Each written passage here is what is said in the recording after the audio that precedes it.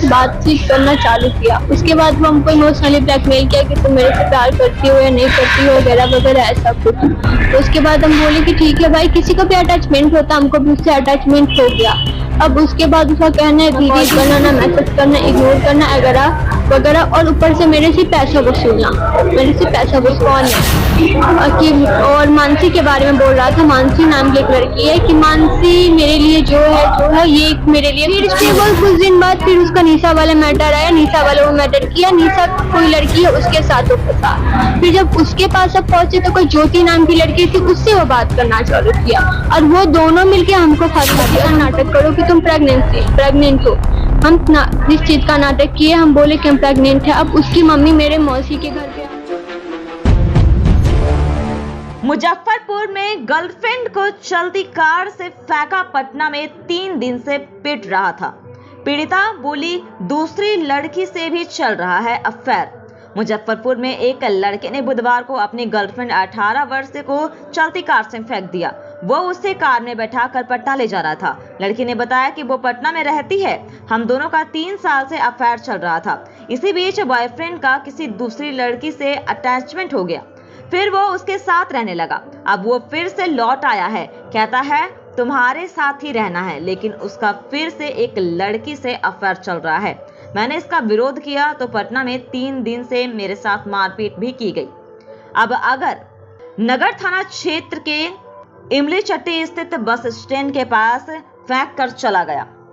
लड़की ने बताया कि वह सीतामढ़ी की रहने वाली है, प्रेमी भी उसी इलाके में रहता है। फेसबुक पर दोनों की जान पहचान हुई थी। 3 साल से दोनों के बीच प्रेम प्रसंग चल रहा था। सीतामढ़ी में 2 साल प्रेम चला, इसके बाद वह पटना तैयारी करने चली गई।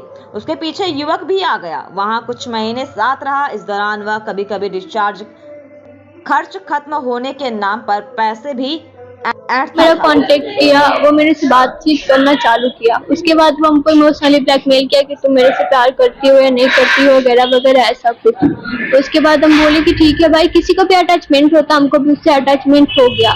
अब उसके बाद उसका कहना है धीरे धीरे, कुछ दिन वो ठीक था, उसके बाद फिर वो अपने घर पे आया और उसके बाद फिर वो अपना रंग रूप चेंज कर दिया। ना कॉल करना, ना मैसेज करना, इग्नोर करना वगैरह, और ऊपर से मेरे से पैसा वसूलना। मेरे से पैसा वसूलता था, हो गया। उसके बावजूद भी उसके लाइफ में एक लड़की आई जो हमको बताया नहीं, और हम पकड़ लिए कि कौन लड़की है, कहाँ की है, सब बात हो गया। और उस लड़की के मुंह पर बोलता है कि मैं इसे नहीं जानता हूँ, ये कौन है। और मानसी के बारे में बोल रहा था। मानसी नाम की एक लड़की है कि मानसी मेरे लिए जो है ये मेरे लिए कुछ भी नहीं। उसके बाद हो गया, उसके बाद फिर हम बात खत्म कर दी। फिर फरवरी में आया मेरे लाइफ में, पिछले साल फरवरी में, और उसके बाद फिर बोलता है मुझे माफ कर दो, मैं अपनी गलती का प्रायश्चित कर रहा हूँ, ऐसे कर रहा हूँ, ऐसे कर रहा हूँ, मुझे माफ कर दो, मैं वैसा कुछ नहीं करूँगा। हम फिर से माफ कर दिए। फिर से वो कुछ दिन बाद फिर उसका निशा वाला मैटर आया। निशा वाला वो मैटर किया, निशा कोई लड़की है उसके साथ वो फंसा। फिर जब उसके पास अब पहुंचे तो कोई ज्योति नाम की लड़की थी, उससे वो बात करना चालू किया और वो दोनों मिलके हमको फंसा दिया और हमको बोले कि तुम प्रेगनेंसी का नाटक करो कि तुम प्रेग्नेंट हो। हम जिस चीज का नाटक किए, हम बोले कि हम प्रेग्नेंट है। अब उसकी मम्मी मेरे मौसी के घर पे आ गई और बहुत बेइज्जती की। तो हम भी उसकी मम्मी को सारा प्रूफ दिखा दिए। तो बोली आज के बाद से तुम दोनों में से कोई कांटेक्ट नहीं करेगा। हम लोग बोले ठीक। उसके बाद वो फिर कुछ दिन बाद पिछले साल नवंबर में वो मेरे से कांटेक्ट किया और उसके बाद मेरे लाइफ में जितने भी दोस्त थे वो सबको दूर कर दिया।